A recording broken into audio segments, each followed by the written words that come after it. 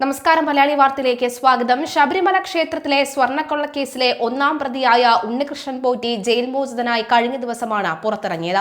കേസുമായി ബന്ധപ്പെട്ട അറസ്റ്റിലായി 90 ദിവസത്തിനുള്ളിൽ കുറ്റപത്രം സമർപ്പിക്കാത്തതിനെ തുടർന്ന് സ്വാഭാവിക ജാമ്യം ലഭിച്ചതോടുകൂടിയാണ് തിരുവനന്തപുരം സ്പെഷ്യൽ സബ് ജയിലിൽ നിന്ന് ഇയാൾ വ്യാഴാഴ്ച പുറത്തിറങ്ങിയത്. ചുവന്ന ഷർട്ടും വെള്ളമുണ്ടും ധരിച്ച് ഏറെ സന്തോഷവാനായാണ് പോറ്റി ചിരിച്ച മുഖത്തോടുകൂടി ജയിൽ കവാടം തുറന്ന് പുറത്തേക്ക് ഇറങ്ങിയത്.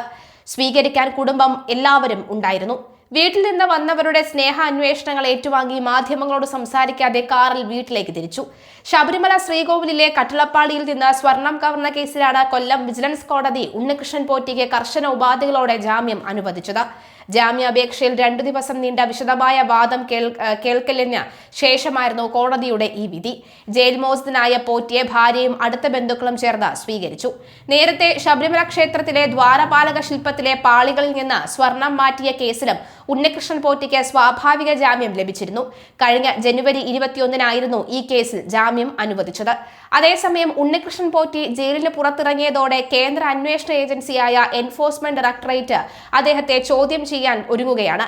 അനധികൃത സ്വത്ത് സമ്പാദന നടത്തിയെന്ന കണ്ടെത്തലിന്റെ അടിസ്ഥാനത്തിൽ ഉണ്ണികൃഷ്ണൻ പോറ്റിയുടെ 1.3 കോടി രൂപ വിലമതിക്കുന്ന സ്വത്തുക്കൾ ഇഡി നേരത്തെ മരവിപ്പിച്ചിരുന്നു. ചോദ്യം ചെയ്യലിനായി അടുത്ത ദിവസം തന്നെ സമൻസ് നൽകുമെന്നാണ് വിവരം. ഇതോടെ ശബരിമല സ്വർണ്ണക്കൊള്ള കേസിൽ ജാമ്യം നേടി പുറത്തിറങ്ങുന്ന 4ാമത്തെ പ്രതിയാണ് ഉണ്ണികൃഷ്ണൻ.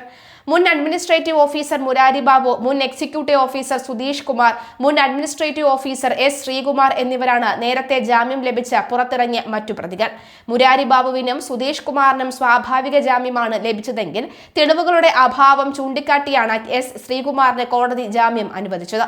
ശബരിമല സ്വർണ്ണക്കൊള്ള കേസിൽ പ്രധാന പ്രതിക്ക് ജാമ്യം ലഭിച്ചത് നിയമ നടപടികളുടെ ഗതിയെക്കുറിച്ചും കേന്ദ്ര ഏജൻസികളുടെ തുടർന്നുള്ള ഇടപെടലുകളെക്കുറിച്ചും കൂടുതൽ ചോദ്യങ്ങൾ ഉയർത്തുന്നു.